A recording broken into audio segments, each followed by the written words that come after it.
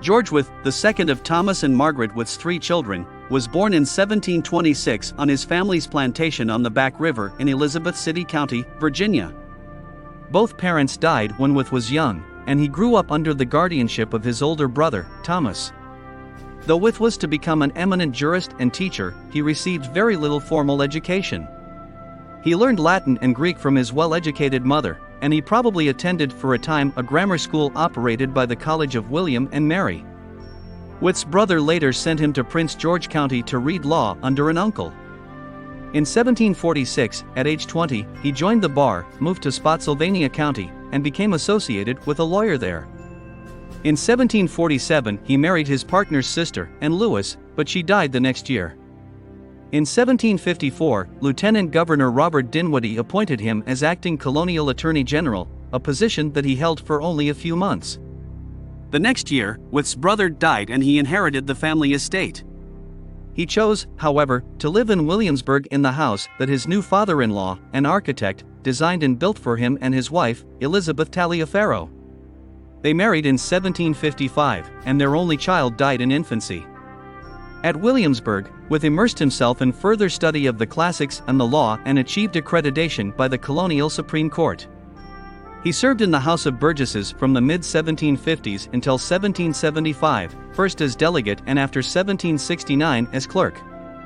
In 1768 he became mayor of Williamsburg, and the next year he sat on the Board of Visitors of the College of William and Mary.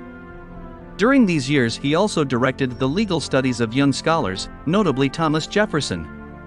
Wythe and Jefferson maintained a lifelong friendship, first as mentor and pupil and later as political allies. Wythe first exhibited revolutionary leanings in 1764 when Parliament hinted to the colonies that it might impose a stamp tax. By then an experienced legislator, he drafted for the House of Burgesses a remonstrance to Parliament so strident that his fellow delegates modified it before adoption. Wythe was one of the first to express the concept of separate nationhood for the colonies within the British Empire.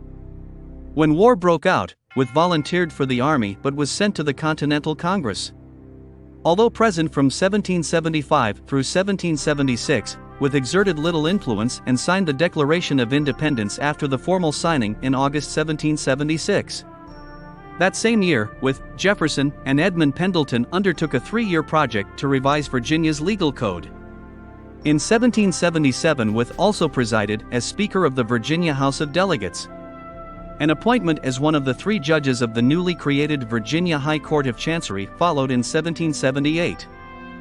For 28 years, during 13 of which he was the only chancellor, Wythe charted the course of Virginia jurisprudence. In addition, he was an ex officio member of the State Superior Court. Wythe's real love was teaching.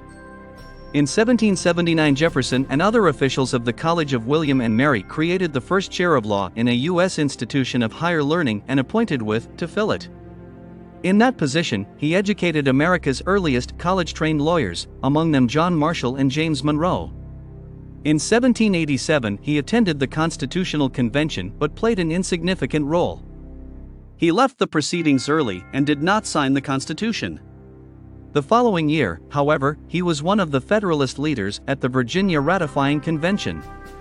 There he presided over the Committee of the Whole and offered the resolution for ratification.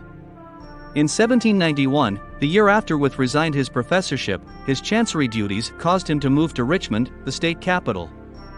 He was reluctant to give up his teaching, however, and opened a private law school. One of his last and most promising pupils was young Henry Clay. In 1806, in his 80th year, Wythe died at Richmond under mysterious circumstances, probably of poison administered by his grandnephew and heir, George Wythe Sweeney. Reflecting a lifelong aversion to slavery, Wythe emancipated his slaves in his will. His grave is in the yard of St. John's Episcopal Church in Richmond.